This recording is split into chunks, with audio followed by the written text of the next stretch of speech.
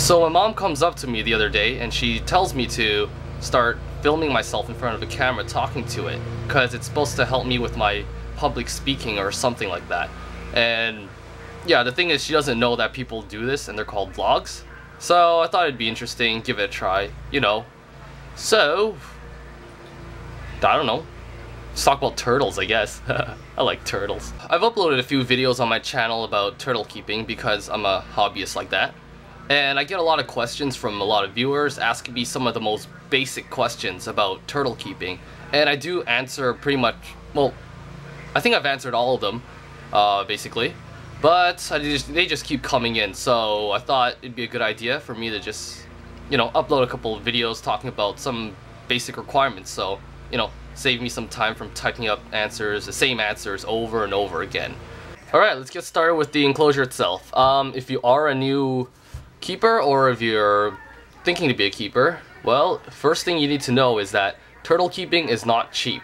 Those red-eared sliders that you see in pet stores, you know, those green ones with the red stripes going around the side of their head, they're usually pretty cheap. I could find them for about $8 around my area. Well, that $8 turtle costs hundreds to maintain. So, and the startup fee is like a few $100s if you do it right. Now, I'm not gonna go super detailed on everything here, but I'll be outlining the most basic parts of an enclosure. And I think I've repeated myself a few times, but here, number one would be the tank. Very important. I have some old equipment here that I'll use just for demonstration purposes. I'm not really demonstrating anything. Okay. General rule of thumb would be 10 gallons of water per inch of shell. So if you have a 1-inch turtle, that would the recommended requirement for that turtle is 10 gallons of water.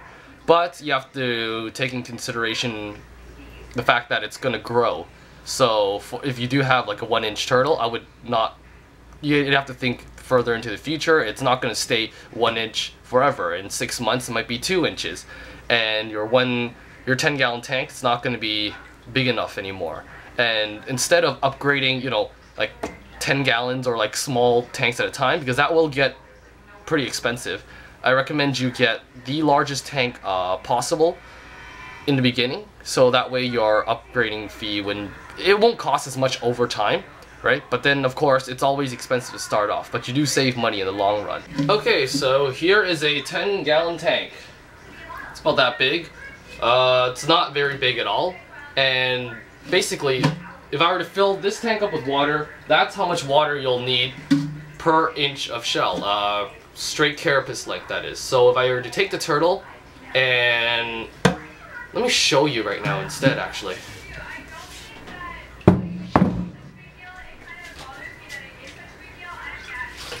Okay, hold on. Sorry, buddy. Okay, so just kind of yanked my slider out there. Alright, if I were to take, it's kind of wet.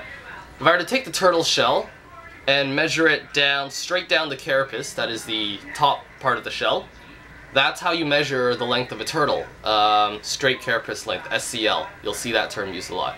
So this guy is, I haven't measured him in a while, but I'm guessing he's like 6 inches, right? So with the basic requirements, he would require a 60-gallon tank. Alright, in you go, buddy. Okay, so next thing we have to talk about is the filtration. Okay? Very important part, because turtles are very messy, and once they eat, they kind of like, it's crazy. So very important part is filtration, okay? If I didn't stress that enough, filtration is very important, okay? Let's see now. So whatever the size of your tank is, of course, hopefully you have the recommended size or larger for the turtle. You take that tank and you get a filter that's rated for double the size of the tank.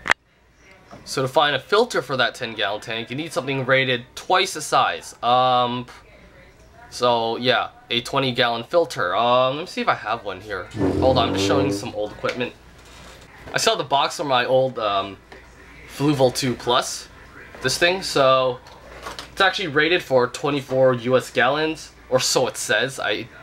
For fish anyways, right? So for a 10-gallon tank, you'd need something rated for 20 gallons, and I just happen to have a 20-gallon filter here. One of these things. In case you guys are wondering, I do not recommend this as a primary filter. It's a good backup filter or a specialty filter. I'll get into that some other day, but it's horrible as a primary filter. It just doesn't do its job properly. But the point is, okay, why am I talking so much? Okay, oh, okay.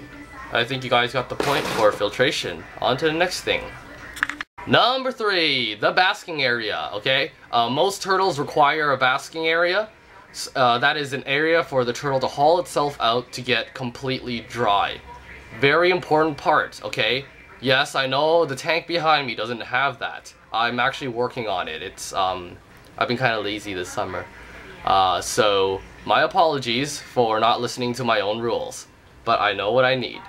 A basking area, there are different, yeah, so just basically somewhere where the turtle can haul itself out. So if you guys want an example from my old equipment, okay, kind of like this thing right here. Yeah, it's a chunk of plastic that looks like a rock. The turtle could climb on it, or it also works as a cave, but that's not important as long as it can get itself dry. So if this thing is underwater, it's not a basking area. It's a, you can call it something else, like a resting platform. But, I don't think I have anything more to talk about this. It's really common sense. You shouldn't need, like, that much help on it. Like, if you do, then something's wrong with you. Okay. Number 4, that would be lighting. Lighting. I have my old lamp here. You know, one of these heating lamps that go on top. I don't recommend a clip-on lamp if you have a tank, because clips on a tank, something goes wrong and it falls in the water, there goes your turtles, they're dead. That's not good. I don't like it when turtles die. None of my turtles have died, so I wouldn't know how that feels. Most importantly, you need UVB lighting for your turtles, because UVB, what it does is it helps the turtles synthesize vitamin D3, which helps to process calcium. Very important that you have this. Now what else? Also, heating, right? Usually people will use a heat lamp.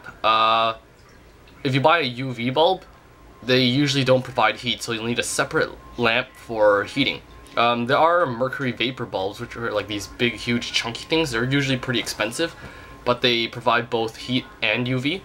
And remember that after 1 year of using it, you have to replace it because the UV stuff would be like gone, it gets used up. Okay, number 5, that would be heating your tank. So usually people use like a water heater. You just get them in like fish stores. What about them? And heaters, you don't have to keep the tank warm at all times. You use the heaters to maintain the proper temperatures depending on what kind of turtle you have. If you have a more tropical turtle, of course it's going to need higher temperatures. If it's a more North American, if it's like a North American, it depends on where it lives really. You have to research that on your specific species. And have a thermometer in your tank to monitor the temperatures, because sometimes, like for me in the summer, I don't need a heater in my tank. When the winter time comes, I'll put one in, but I don't need one now, so it's totally fine. And that about wraps it up. So if you have any more comments, questions.